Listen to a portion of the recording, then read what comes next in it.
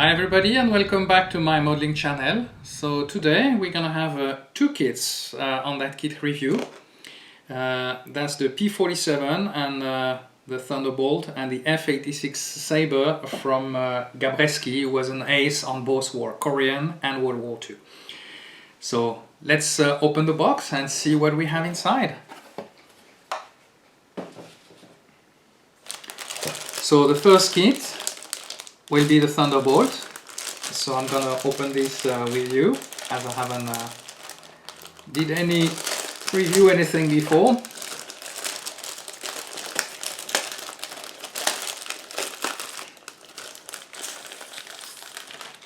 So the kit is composed of a few light gray sprues. So we have the first one. I have to say that all the panel lines are lightly engraved, so that's going to be a very nice kit to build.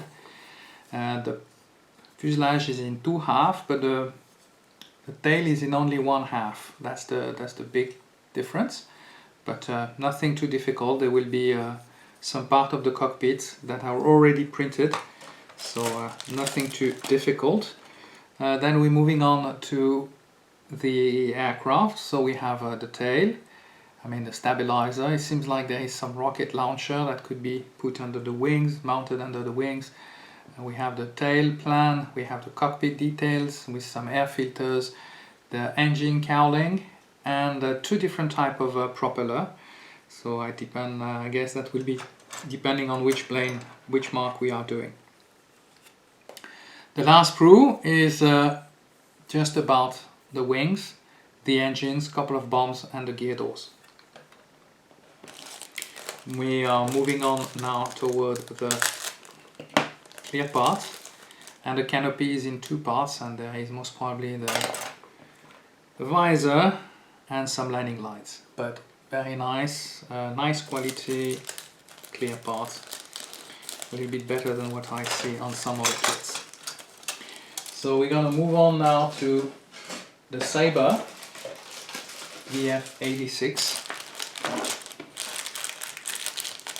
and I would expect the same type of kit for that. So another interesting part. So we're going to start with the fuselage. The fuselage is quite simple, light engravement again, with all the panel lines inside, so it's going to be nice to make some details. Going to be able to work on that. And the cockpit, there is not a lot of details, so I think that's going to be on a separated part. So we're moving on to the second sprue, where we have all those details. We have the landing, the other carriage up front, then we have also the cockpit, the main landing gear well, a couple of bombs or even fuel tanks. The undercarriage, the seat, the instrument panel is here, and we have some slats as well. So we're gonna have to be able to do some options, some details on that aircraft. That's going to be very interesting. We have the air brakes who are located here, and some gear doors, and the undercarriage. So pretty nice little kit so far, and I have to say that I'm gonna enjoy that. Now we have our main wings. So the wings is in three parts. You have the lower part, and the attachments for the slats are there, and then the upper side of the wings. It's very nice swept wing. So, and let's move on to the last part, which is our the clear parts. So we have our canopy here, two parts. We can keep it open if we want. So that's going to be an interesting one. So might be able to do some details on that cockpit as well. We'll see later on what we're going to do. So let's move on to now the instruction sheet. So it's a nice little booklet. Actually, it's in few parts, black and white. So you have all the painting colors and the guides that you're going to have on the first page. And then we are moving. It's a kind of, it's interesting. So it's like folded in few parts. So we start with the Thunderbolt and all the instruction of the Thunderbolt, but as you can see, it's pretty basic, but nothing too difficult, I have to say. we should be able to handle everything. And then we are moving on to the, after finishing the Thunderbolt, we can move on to the build of that Sabre.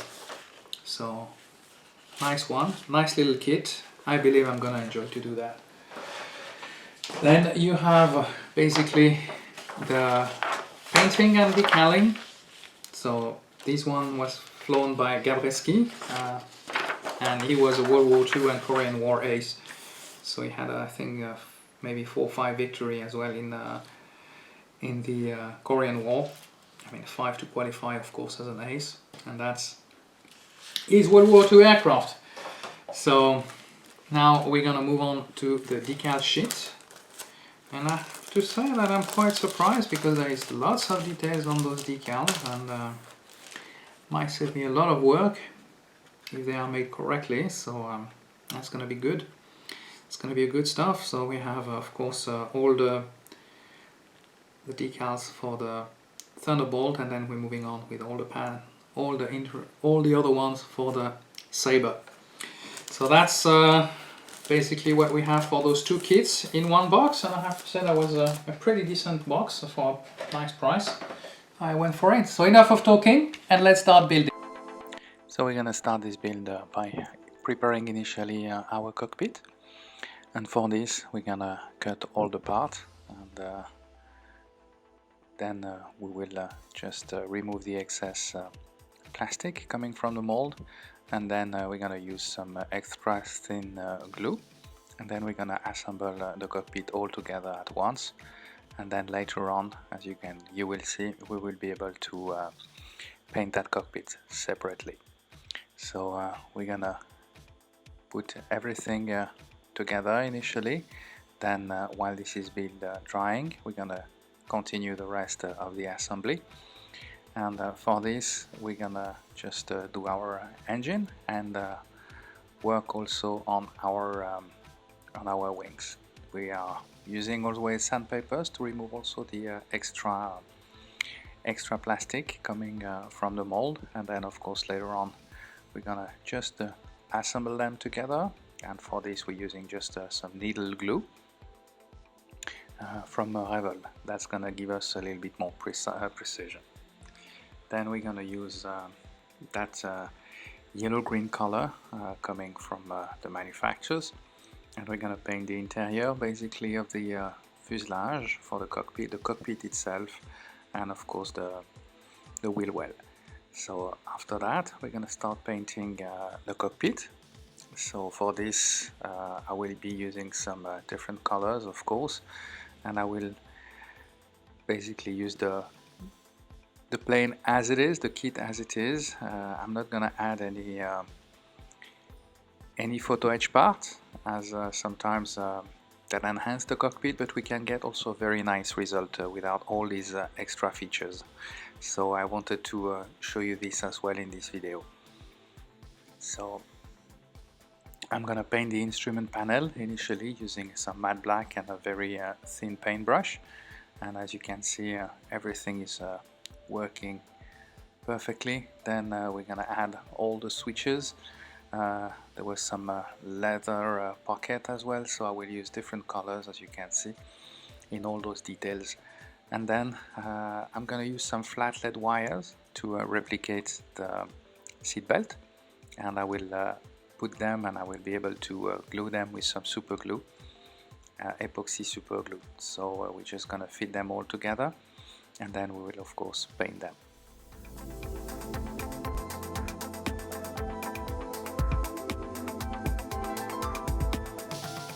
Now before painting the cockpit, I will do also a little bit of dry brushing to replicate all the paint chipped basically inside the cockpit. And for this I use the dry brush technique, which was described in some of my other video.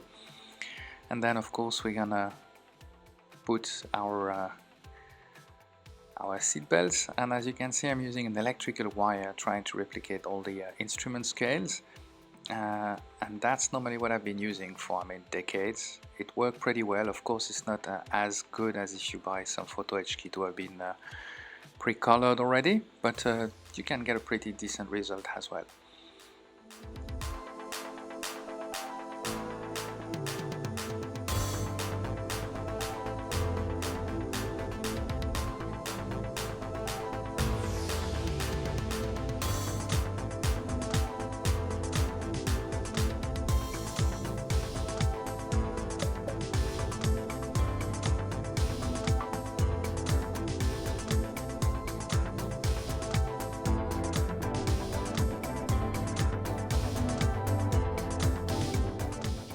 After using the dark wash, we're gonna paint our seat belt, and for this I'm using a kind of cream color called Dectan from Dectan from Tamiya. Then we're gonna fix our cockpit inside the fuselage, and then we're gonna close both of the fuselage half together, and so we're gonna glue them, and then we'll be able to move on. So while the curing time is coming up, then we'll be able to finish as well basically the big engines. There is some covers inside basically the engine cover or the engine cowl, and then we're gonna be able to remove all the gaps with some Tamiya putty. So this time I'm using the white one, which clear and cure very quickly. It's only a couple of hours instead of waiting the whole night or sometimes days with the gray one. And of course, once the curing time is finished, we're gonna move on and remove all the extra putty on the kit.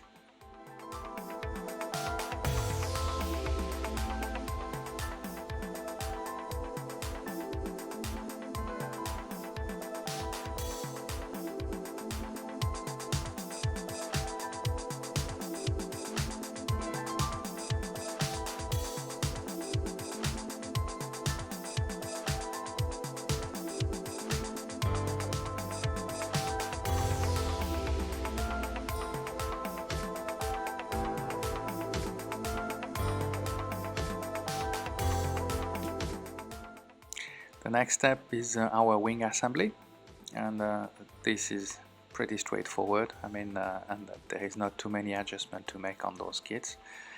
For the horizontal stab and the wings, everything went pretty smooth, I have to say. Sometimes some kits have it's a little bit more difficult to adjust, but this one went really easily, I have to say.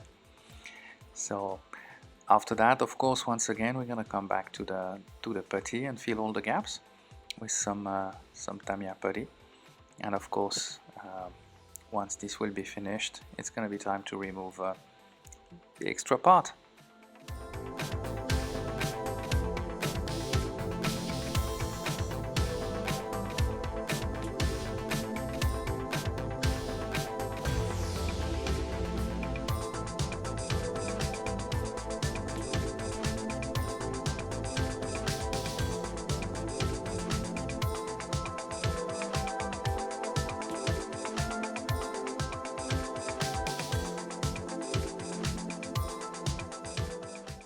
Once we finish removing the extra putty, we're gonna rescribe the panel lines were lost during that process, and for this I use a razor blade saw and a rescribing tool. I bought this one recently, and that allowed me to work on some 90 degrees angles, so directly from the wing roots, and that's very helpful.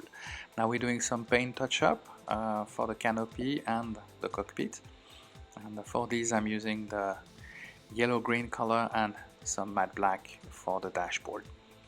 After that, we're gonna fix basically the canopy and the cockpit window.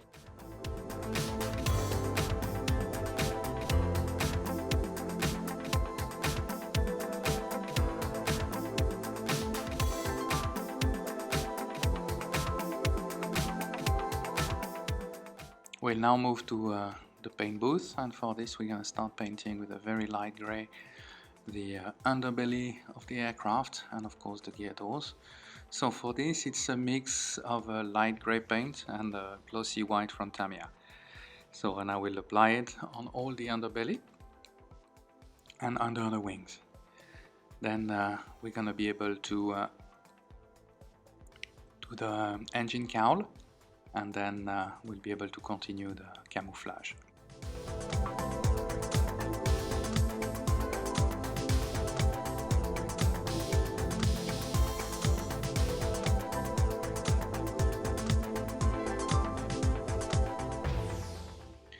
We will now paint the propeller. The propeller is in 3 colors actually, but the blades are in matte black color, and then we'll do the rest a bit later. So the main thing after that will be to use a light gray color for the overall top of the aircraft, and then we're going to move on to another to the camouflage. But initially we have to do that, and so we're going to go on both sides. I mean left, right, of course, and top of the wings.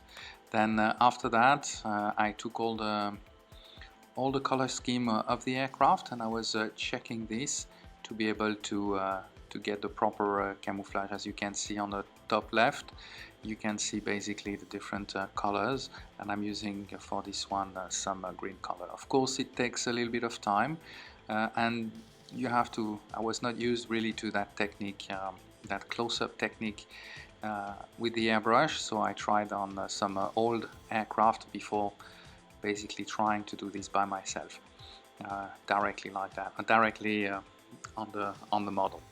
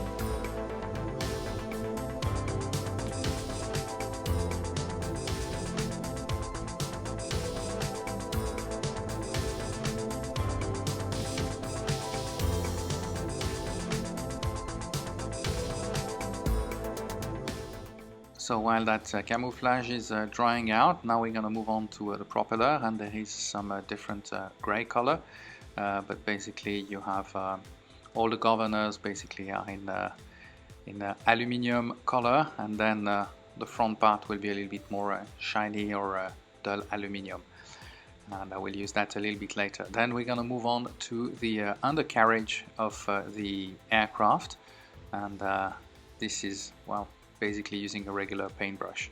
The last part is some shiny aluminium color on the cockpit, and of course on the engine cowling basically you had that bright red color, and on the tail as well, so both of those sides have to be painted as well, and I prepare some mask for that, and but nothing really too difficult. Then we're gonna add basically on the tip of the propeller, I will put that yellow color as well, and then we're gonna paint using a darker metallic color. We're gonna paint our engine. So basically the engine is in the gray color, then we're using darker metallic color for the cylinders, and then a light color for the cylinder pipes or the injection.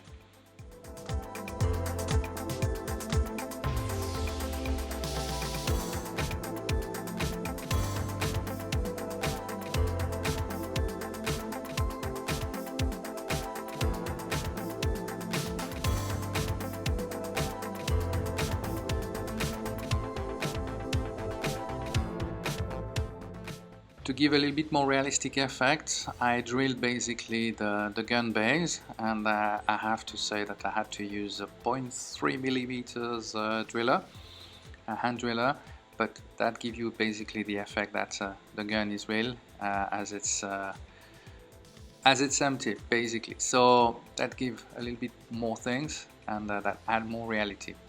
Then of course we're gonna add the engines. I'm gonna use some some dark wash around my cylinder's head, and then I'll be able to glue the engine cover, the engine cowling. Now we're gonna go to the decaling process, and I just used basically the decal straight out of that Academy box. I have to say that they were pretty easy to handle, a little bit stiff on some parts, but generally speaking everything went really well. After that I apply some decal solution, and they did really adhere very well to all the surface, so it was really easy to work with this.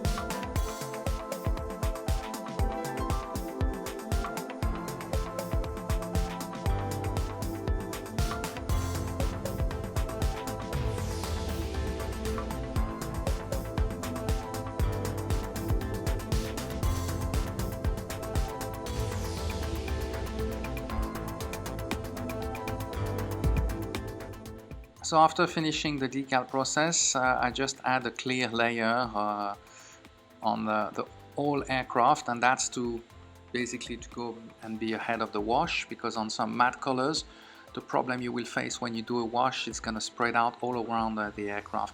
So this is how I prepare the wash. I grate basically some pastel, add a little bit of soap and water, and mix everything together, and that gives me that dark wash that can apply everywhere.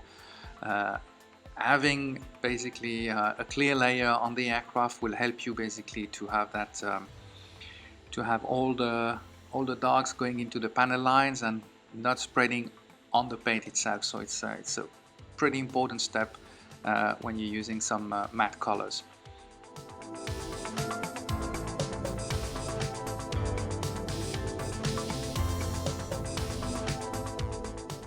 So your aircraft will look quite dirty, of course, when it's dried, and then basically what I use a cotton bud, a wet cotton bud, and then a dry cloth, and then I can remove all the extra wash. And that's a very forgiving technique, as I mentioned on most of my video, because if you're not happy with the result, you can basically wash it out much easier and restart all over again. So that's my wash technique, and honestly I've been very satisfied with it through the years. After that, of course, I use another wash from Tamiya, the dark wash, and this one is to make some more stain on the aircraft, and I have to say that it worked really well. The combination of both were very easy to handle. And then you can also use some makeup tools. Of course, those are Tamiya makeup tools, and then that can replicate basically some oil stain, and also the gunpowder.